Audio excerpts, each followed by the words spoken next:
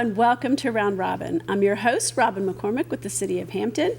And today my guest is Shelton Tucker, whom you've met before, to talk about YouthFest. Welcome back. Thank you, Robin. It's great to be back. Good. Yes. So you are in the midst, in the throes of getting ready for YouthFest this year. Tell folks, in case they've forgotten, what that is. Yes.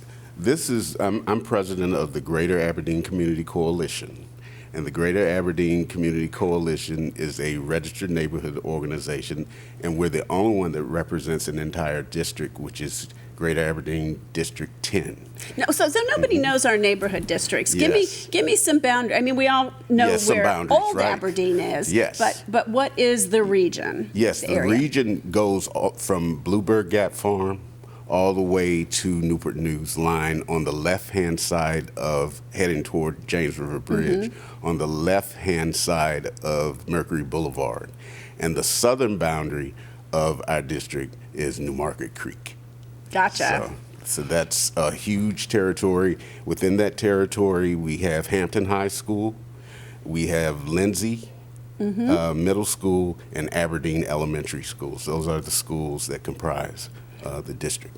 And again, what led you to think beyond one neighborhood association and have this more conglomeration of neighborhoods? Yes, we found that a lot of neighborhoods did not have representation but had similar issues of safety, beautification, and such. So we found that if we could use a collective voice in voicing and communicating our concerns, that it would be a more powerful presentation to the powers that be within the city, which is City Council. They would understand that we have not only just one neighborhood, but a whole district that we could leverage. And now, you're saying we. Who else was involved in getting this moving? Well, in terms of the coalition, it was the late Michael Harper, who was a great partner, and Michael Harper, the YouthFest is actually rebranded to name him as the Michael Hip Hops Harper YouthFest. And you know, it's still hard for me to see you sitting here without him beside you. I know. I have to pay honor to his legacy. He was a tremendous community advocate, as well as a member of the Planning Commission and a number of commissions within the city of Hampton.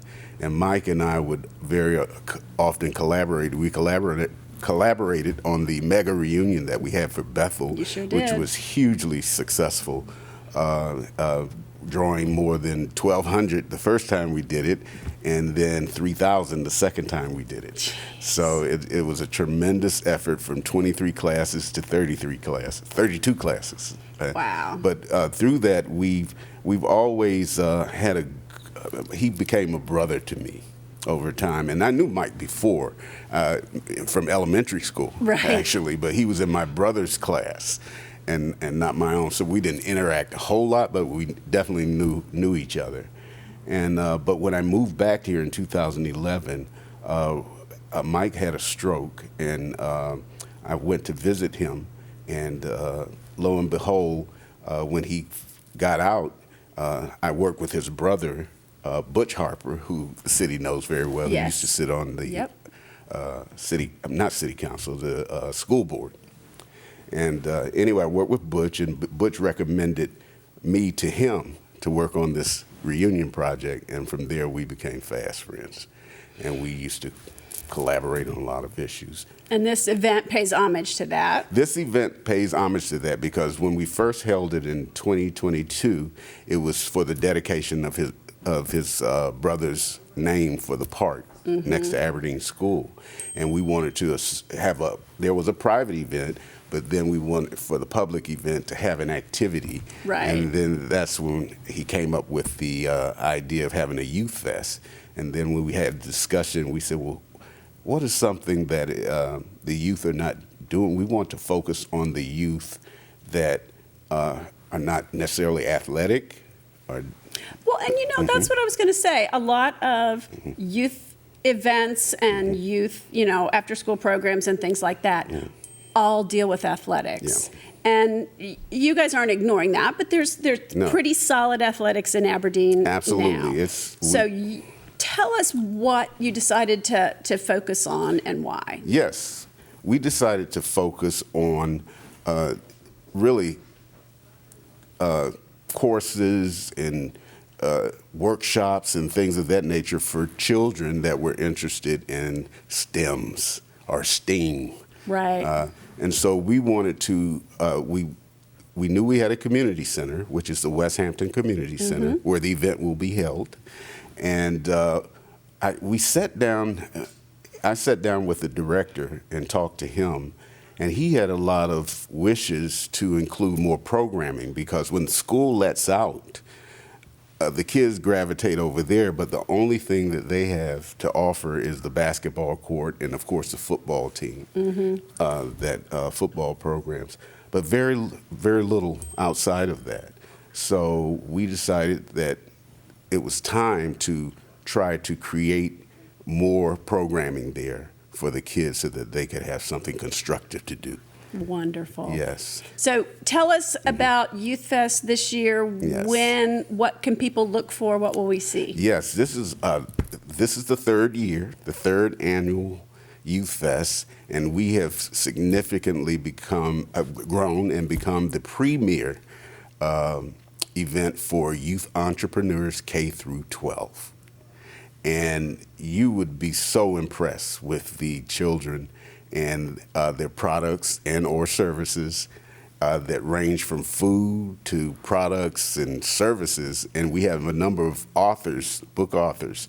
If you can recall, last year we had a young man by the name of Kevin who actually did a rap, and he's also an author. and he's an athlete as well. So again, we're actually adding to the programming for the athletes that are out there, because as you know, in a lot of athletic careers, a lot of the athletes convert to business. So our saying is, if you could train an athlete, you could train a business leader. And that is one of the goals that we wanted to pursue by actually having and going out and querying. When we put out the notice that we were looking for youth vendors, we were surprised at the numbers that were out there waiting to happen. I don't think there's a real chance for kids to do that. You know, nobody has lemonade stands anymore and, knocks on doors to sell. You just can't always do those things. So this fills that gap that kids today don't have. Yeah. We wanted, of course, to concentrate in our own district, but because of our regional promotion, we have attracted kids from all around Hampton Roads to participate in this youth event. Matter of fact, as far as Richmond. Wow. And some of the products that they've had has been outstanding. We had, last year, we did what we call a Shark Tank type of contest, where we let the judges, we had appointed judges to go around and kind of grade the kids, the entrepreneurs, on their projects. And so from that, we had a winner, which we gave $500. But they had a beautiful concept of a food truck that was serving vegan food. Oh, we need that. Yes, and vegan ice cream. That vegan ice cream was the hit. And they are coming back at JMT great. Sweets. That's great. So if you want to taste some of the best vegan ice cream, ice cream period, you really couldn't tell the difference.